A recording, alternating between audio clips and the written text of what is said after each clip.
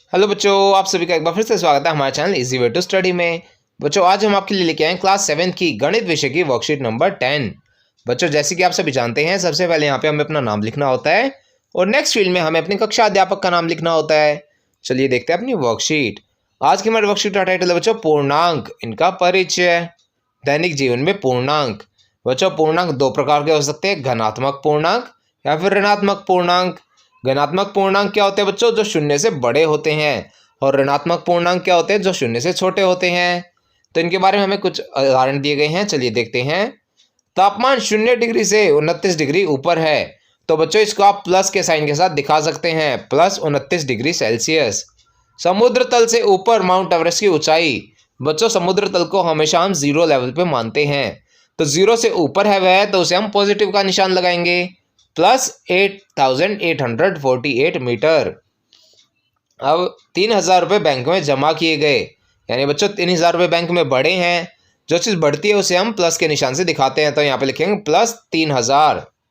अगला है 12 छात्र कक्षा में और आ गए, यानी क्लास में 12 छात्र और बढ़ गए, तो इसे हम प्लस के निशान से दिखाएंगे, प्लस 12। अगला है जमीनी स्तर से 11 मंजिल ऊपर। यहाँ बच्चों जमीनी स्तर को हम 0 मान सकते हैं, तो 0 से 11 मंजिल ऊपर है, तो इसे हम प्लस के निशान से दिखाएंगे, प्लस 11। जब आप रुपए 10,000 कमाते हैं बच्चों, जब हम 10,000 रुपये कमाते हैं तो हमारे पास 10,000 रुपये बढ़ते हैं, तो इसका हम लिख सकते हैं प्लस 10,000 रुपये। अगला बच्चों उदाहरण है मैं कुछ ऋणात्मक पूर्णांक के। पहला है तापमान 0 से 2 डिग्री नीचे, यानी 0 से कम है, तो इसे हम नेगेटिव के निशान के साथ माइनस का निशान दिखाएंगे, माइनस 2 डिग्री सेल्सियस। अगला है समुद्र तल से नीचे मरीना ट्रेंच की गहराई।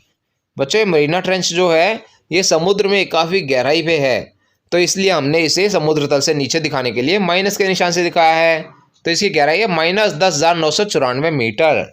अगला बैंक से 4,000 रुपये निकाले गए, तो बच्चों 4,000 जब निकाले तो वह उसमें से घटे हैं, तो घटने पे हम नेगेटिव का निशान लगाएंगे, माइनस 4,000 रुपये।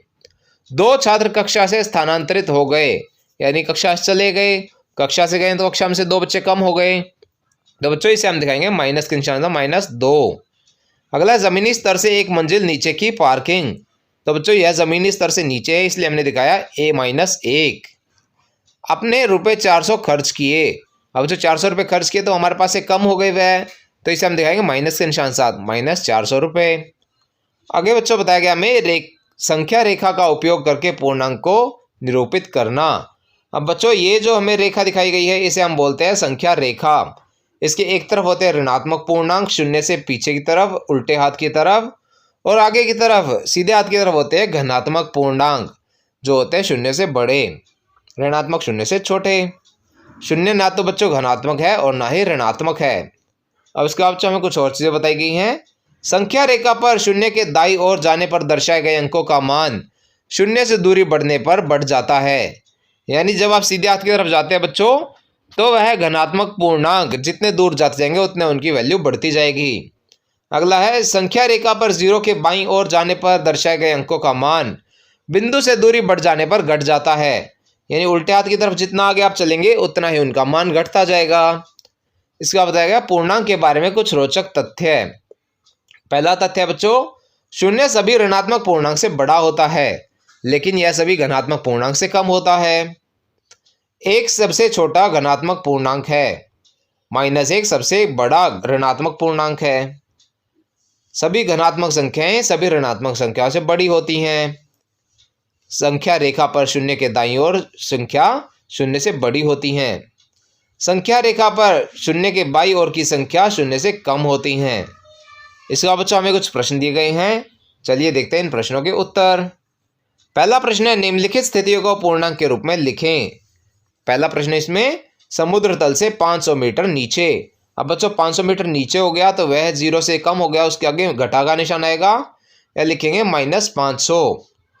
अगला है 900 रुपये बैंक में जमा किए तो बच्चों वहाँ बढ़ गए 900 रुपये, तो इसका उत्तर हम लिखेंगे प्लस 900। अगला बच्चों 2,000 रुपये का नुकसान मतलब बच्चों हमारे पास 2,000 रुपये कम हो गए, तो यहाँ पे आप लिख सकते हैं -2,000। अगला पतंग जमीन से 500 मीटर ऊपर उड़ रही है, 500 मीटर ऊपर उड़ रही है, तो बच्चों यहाँ पे हम जोड़ देंगे +500। अगला प्रश्न है निम्नलिखित संख्याओं को संख्या रेखा पर निरूपित कीजिए। यहाँ पे हमें संख्या दी गई है, उसे हमें संख्या रेखा पर निरूपित करना है। इसके लिए बच्चों आप एक ऐसी संख्या रेखा बना सकते हैं। यहाँ पे बच्चों आप -7 को दर्शाना है, तो आप ये ध्यान रखना कि आप -7 ज़रूर दर्शाएं इस संख्या रेखा पर। इसके बाद जहाँ पर भी -7 पड़ता है वहाँ पे आप निशान लगाकर ऐसे दिखा सकते हैं कि यह आपका -7 है। अगला है +3। +3 के लिए आप ऐसी एक संख्या रेखा बनाएंगे और जहाँ पर भी आपका 3 पड़ रहा है वहाँ पे आप दिखा देंगे कि ये आपका +3 है। इसके बाद बच्चों 0 है। 0 बच्चों ऋणात्मक और धनात्मक संख्या के मध्य में पड़ता है, आप इसे यहाँ पर दर्शा सकते हैं। अगला है -6। -6 दर्शाने के लिए बच्चों आप संख्या रेखा बनाकर उस पर जहाँ पर भी -6 पड़ता है वहाँ पर ऐसे निशान लगाकर दिखा सकते हैं। बच्चों यह हमारी वर्कशीट का आखिरी प्रश्न था। इसी के साथ हमारी वर्कशीट यहाँ पर समाप्त होती है। आशा करते हैं आपको अच्छे से समझ में आई होगी। बच्चों अगर आपको हमारी वीडियो पसंद आई हो तो उसे लाइक करना और अपने फ्रेंड्स के साथ शेयर करना ना भूलें। साथ ही अगर आपका कोई क्वेश्चन है तो उसे आप कमेंट सेक्शन में ज़रूर पूछें, हम आपके क्वेश्चन को जल्द से जल्द आंसर करने की कोशिश करेंगे। और बच्चों अगर अभी तक आपने हमारा चैनल सब्सक्राइब नहीं किया है तो ऐसी ही नई नई वीडियोज़ को देखते रहने के लिए हमारे चैनल को सब्सक्राइब करें। साथ ही बेल आइकन बटन ज़रूर दबाएं जिससे हमारी कोई भी नई वीडियो आते ही आपको तुरंत नोटिफिकेशन मिल जाए। Thank you.